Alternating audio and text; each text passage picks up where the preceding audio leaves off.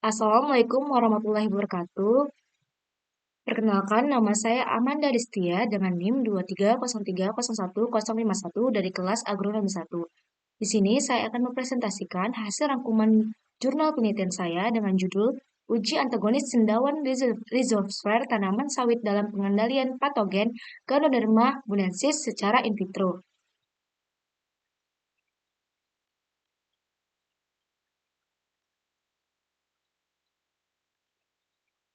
Nah, ini adalah bukti jurnal penelitian saya dan sudah tertera link untuk mengakses jurnal penelitian yang saya ambil. Nah, benih yang diamati adalah benih kelapa sawit atau biasa disebut dengan nama latin Elais guinensis Jack. Keunggulan dari benih kelapa sawit ini adalah produktivitas tinggi, kandungan minyak yang tinggi, umur produktif yang lebih panjang, hasil panen yang lebih banyak, dan memiliki daya tumbuh tinggi, serta adaptif terhadap kondisi lingkungan. Nah, patogen yang diamati adalah Ganoderma bonensis. Dengan dampak serangan pada Ganoderma bonensis ini terhadap kelapa sawit adalah yang pertama, menyebabkan penyakit busuk pangkal batang pada kelapa sawit. Kemudian yang kedua, menyebabkan daun menjadi klorosis dan neklorosis. Yang ketiga, menghambat pertumbuhan pada bibit kelapa sawit. Nah, keunggulan perlakuan yang diberikan dalam jurnal penelitian ini adalah pengandungan isolat cendawan rhizosfer, yang mana khususnya pada isolat 2 dari Aspergillus spp yang mampu menghambat pertumbuhan patogen Ganoderma bonensis hingga 80% secara in vitro. Isolat ini menunjukkan kemampuan antagonis yang tinggi, maupun mendominasi ruangan media PDA, dan berpotensi sebagai agen biokontrol yang ramah lingkungan sangat serta efektif dalam mengendalikan penyakit pada benih kelapa sawit. Nah, cara pengendalian patogen ini ada 4. Yang pertama adalah pembuatan media atau potato dextrox agar. Ya, langkahnya yang pertama adalah media dibuat dari 200 gram ekstrak kentang, 200 gram, 20 gram gula pasir, dan 2 bungkus agar. Kemudian dilarutkan dan dipanaskan hingga mendidih, lalu disterilisasi dengan autoklaf selama 1 jam dengan suhu 120 derajat Celcius dan dituangkan ke cawan Petri yang steril. Kemudian yang perlakuan kedua adalah perbanyak patogen dan cendawan rhizopter.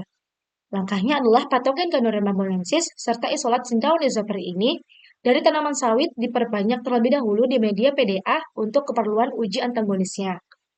Kemudian keempat adalah uji antagonis atau perlakuan utama. Langkahnya yaitu dipotong kultur patogen dan cendawan antagonis diinokulasikan secara berpasangan dalam satu cawan Petri. Langkah kedua adalah jarak inokulasi dari tepi Petri adalah 3 cm. Patogen di sisi kiri dan antagonis di sisi kanan. Yang terakhir adalah pertumbuhan koloni diamati setiap hari selama 7 hari. Perlakuan keempat adalah pengukur daya hambat dengan rumus PA sama dengan D1 dibagi D2 dikali 100%. Dengan keterangan PA adalah presentasi antagonis. D1 adalah rata-rata diameter pertumbuhan Ganoderma bonensis sebagai kontrol. D adalah rata-rata diameter pertumbuhan Ganoderma bonensis pada perlakuan uji antagonis.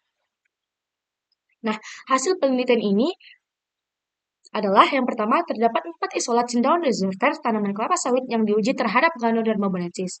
Kemudian, semua isolat menunjukkan kemampuan antagonis, yaitu mampu menghambat pertumbuhan patogen secara in vitro.